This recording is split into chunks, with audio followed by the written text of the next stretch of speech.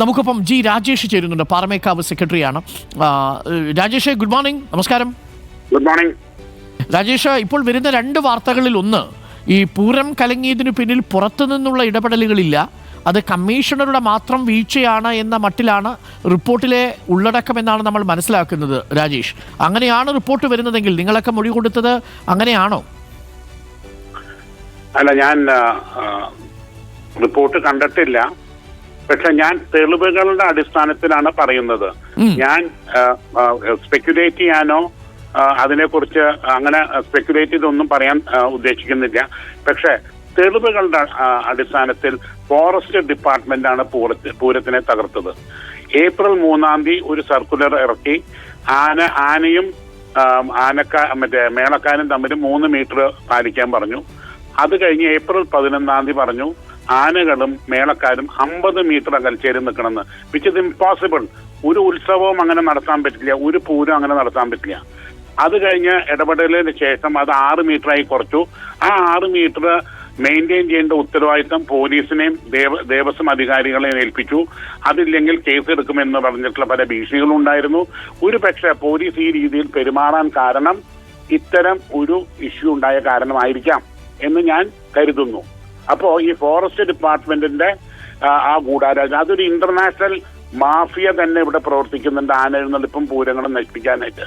അതാണ് ഞങ്ങൾ നേരത്തെ തന്നെ പറഞ്ഞത്, ഇവിടെ ഒരു CBI അന്വേഷണമാണ് വേണ്ടത്. മാത്രമല്ല, പൂരത്തിന്റെ ഏറ്റവും വലിയ സാമ്പത്തിക സ്രോതസ്സായിട്ടുള്ള തൃശ്ശൂർ പൂരത്തിന്റെ എക്സിബിഷന്റെ തറവാടക വെറും 8 ലക്ഷത്തിൽ നിന്നും 8 കൊല്ലം മുമ്പുണ്ടായിരുന്ന 8-9 കൊല്ലം ഉണ്ടായിരുന്നു അതിന് 2.5 കോടിയാണ് ഇപ്പോൾ ആവശ്യപ്പെടുന്നത്. അപ്പൊ നിങ്ങൾക്ക് നോക്കുമ്പോൾ പല രീതിയിലുള്ള ബുദ്ധിമുട്ടുകളാണ് സംഘാടകർ നേരിടുന്നത്.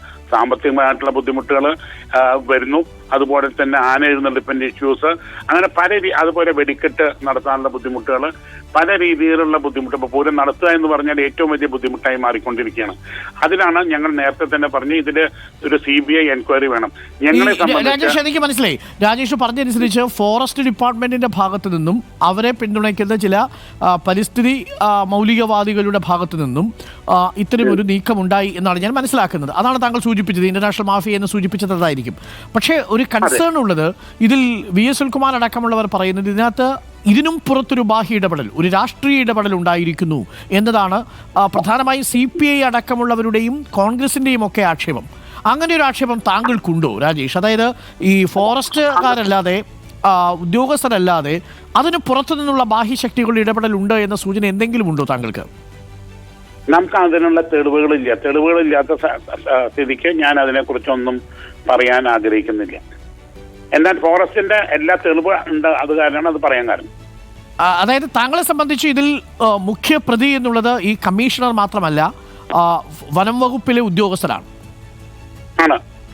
ഇത് നമ്മളൊരു ഇഷ്യൂ ഉണ്ടാകുമ്പോൾ അതിന്റെ റൂട്ട് കോസ് ആണ് നോക്കേണ്ടത്. നമ്മൾ സാധാരണ ഒരു ഇൻഡസ്ട്രി അല്ലെങ്കിൽ ഒരു മാനേജ്മെന്റ് സൈഡിൽ നോക്കുമ്പോൾ റൂട്ട് കോസ് അനാലിസിസ് നടത്തണം. എന്തുകൊണ്ട് ഇത് സംഭവിച്ചു? അതിന്റെ റൂട്ട് കോസ് ഈ ഫോറസ്റ്റിന്റെ ഇടപെടലാണ്. വനം വകുപ്പിന്റെ ഇടപെടലിനെ തുടർന്നാണ് ഒരുപക്ഷെ കമ്മീഷണറും പോലീസും അങ്ങനെ ഒരു നിലപാടെടുത്തതെന്നാണ് താങ്കൾ വിശ്വസിക്കുന്നത്? അതെ, തീർച്ചയായിട്ടും. അല്ലെങ്കിൽ ഇത്തരം ഇങ്ങനെ വേട്ടയാടിക്കൊണ്ട് പോലീസിന് ഇങ്ങനെ പെരുമാറേണ്ട ഒരു ആവശ്യം ഉണ്ടായിരുന്നില്ല. അപ്പൊ ആ ഒരു ഭീഷണി ഉണ്ടായിരുന്നു എന്നുള്ളതിന് ഒരു തർക്കവും ഇല്ല. ആ ഒരു ഭീഷണി ഞങ്ങളുടെ മേത്തുണ്ടായിരുന്നു. അപ്പോ ആ ഒരു ഭീഷണി എന്തുകൊണ്ടാണ് ഈ 3 മീറ്റർ 50 ആയത്, പിന്നെ 56 ആയത്? അത് എന്തുകൊണ്ടാണ്? ഇവര് ഈ തീരുമാനങ്ങളുടെ പിന്നിലെ ഗൂഢാലോചന ആരാണ്? ഇതിൽ ഈ ആനയെന്നുള്ളിപ്പോ ഞാൻ ഒരു വേറെ കാര്യം ചോദിക്കട്ടെ, ഒരു അങ്കിത് അശോകന്റെ പേരിൽ ഒരു നടപടി എടുത്താൽ അടുത്ത കൊല്ലം പൂരത്തിന് ഒരു പ്രശ്നം ഉണ്ടാവില്ല എന്ന് നിങ്ങൾക്ക് ഒരു ഗ്യാരണ്ടി തരാൻ പറ്റുമോ? വളരെ പ്രധാനപ്പെട്ട ചോദ്യമാണ്. അതായത് ഫോറസ്റ്റ് ഇതേ ചട്ടവുമായിട്ടാണ് വരുന്നതെങ്കിൽ ഇതേ കാര്യം നാളെയും ഒരു ഫോറസ്റ്റ് കൺസർവേറ്റർക്ക് ഉന്നയിക്കാം.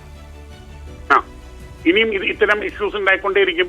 മാത്രമല്ല, പാർലമെന്റ് പാസ്സാക്കിയ ആനകളെ ട്രാൻസ്ഫർ ചെയ്യാൻ നിന്നാൽ കേരളത്തേക്കുള്ള ട്രാൻസ്ഫർ മുഴുവൻ നിരോധിച്ചിരിക്കുകയാണ് ഇപ്പോഴും.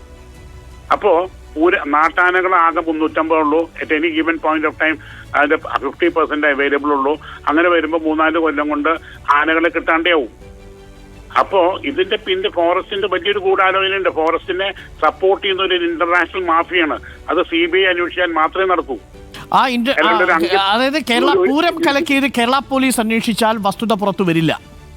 വരില്ല, ഒരിക്കലും വരില്ല. എന്താ വെച്ചാൽ ഫോറസ്റ്റിന്റെ കൈകൾ അവർക്ക് കാണാൻ പറ്റി. അതുപോലെ ഇന്റർനാഷണൽ, അതായത് നിങ്ങൾ ഒന്ന് ആലോചിച്ച് നോക്കൂ, ഒരു കേസ്, ഒരു ഇൻട്രാ ബ്രൂണോ കേസിൽ 50-70 ആൾക്കാരാണ് കക്ഷി ചേർന്നിട്ട് അവിടെ ആനയെ കുഴപ്പമുണ്ടാക്കിയതുണ്ട്. അങ്ങനെ ആൾക്കാരെ ഉപദ്രവിക്കുന്ന ഒരു ഇഷ്യൂസ് ഉണ്ടായിക്കൊണ്ടിരിക്കുന്നു അവിടെ.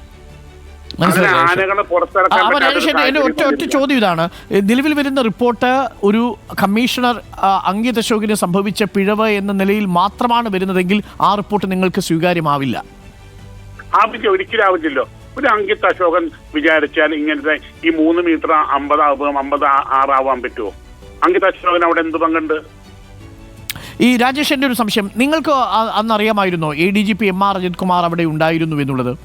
ഈ പൂരം നടക്കുന്നതിന് തലേദിവസം ഞാൻ അവിടെ തൃശ്ശൂർ കണ്ടിട്ട് അദ്ദേഹത്തിന് പൂരത്തിന്റെ, തൃശ്ശൂർ ഉണ്ടായിരിക്കാം, നമ്മളെല്ലാരും കാണുന്നത്, തൃശ്ശൂർ വരുന്ന എല്ലാരും നമ്മൾ കാണുന്നില്ല, ഞാൻ അവിടെ കണ്ടതായിട്ട് ഓർക്കുന്നില്ല. ഇത് യഥാർത്ഥത്തിൽ ഈ ലൈറ്റ് അണയ്ക്കാനും അതേപോലെ ആനയുടെ എഴുന്നള്ളിപ്പ് തടയാനുമായി പോലീസാണോ നിർദ്ദേശം കൊടുത്തത്? എനിക്ക് തോന്നുന്നില്ല. എന്താ വെച്ചാൽ ഞങ്ങളെ ലൈറ്റ് ഓഫ് ചെയ്യുകയോ പൂരം നിർത്തിവെക്കുകയോ ചെയ്തിട്ടില്ല.